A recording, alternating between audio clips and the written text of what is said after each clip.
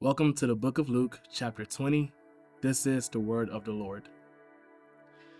Now it happened on one of those days, as he taught the people in the temple and preached the gospel, that the chief priests and the scribes, together with the elders, confronted him and spoke to him, saying, "Tell us, by what authority are you doing these things?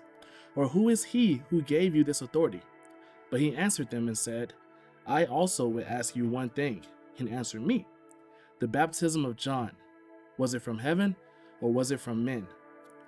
And they reasoned among themselves, saying, "If we say from heaven, he will say, why then do you not believe him? But if we say from men, all the people will stone us, for they are persuaded that John was a prophet." So they answered that they did not know where it was from. And Jesus said to them, "Neither will I tell you by what authority I do these things." Then he began to tell the people this parable.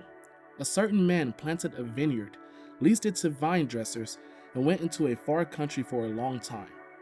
Now at vintage time, he sent a servant to the vine dressers that they might give him some of the fruit of the vineyard. But the vine dressers beat him and sent him away empty-handed. Again he sent another servant, and they beat him also, treated him shamefully, and sent him away empty-handed. And again he sent a third, and they wounded him also and cast him out. Then the owner of the vineyard said, "What shall I do? I will send my beloved son. Probably they will respect him when they see him." But when the vine dressers saw him, they reasoned among themselves, saying, "This is the heir. Come, let us kill him, that the inheritance may be ours." So they cast him out of the vineyard and killed him. Therefore, what will the owner of the vineyard do to them? He will come and destroy those vine dressers and give the vineyard to others. And when they heard it, they said, "Certainly not."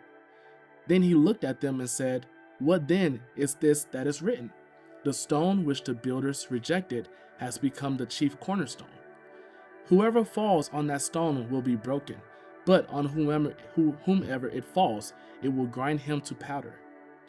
And the chief priests and the scribes that very hour sought to lay hands on him, but they feared the people, for they knew he had spoken this parable against them.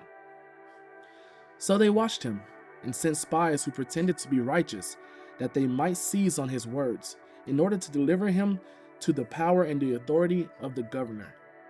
Then they asked him, saying, "Teacher, we know that you say and teach rightly, and you do not show personal favoritism, but teach the way of God in truth.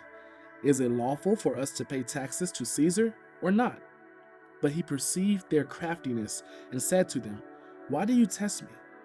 Show me a denarius. Whose image and inscription does it have?"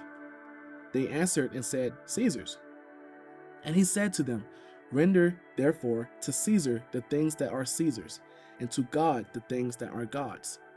But they could not catch him in his words in the presence of the people. And they marveled at his answer and kept silent.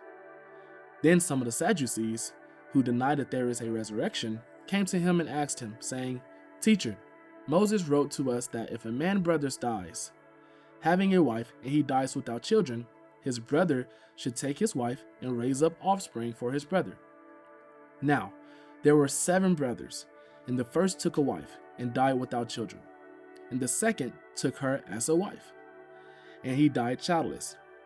Then the third took her, and in like manner the 7 also, and they left no children and died.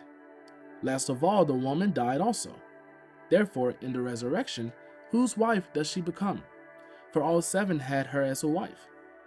Jesus answered and said to them, "The sons of this age marry and are given in marriage, but those who are counted worthy to attain that age and the resurrection from the dead neither marry nor are given in marriage.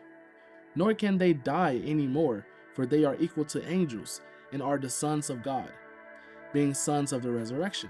But even Moses showed in the burning bush passage that the dead are raised, when he called the Lord the God of Abraham, the God of Isaac, and the God of Jacob. For he is not the God of the dead, but the God of the living. For all live to him." Then some of the scribes answered and said, "Teacher, you have spoken well." But after that they dared not question him any more.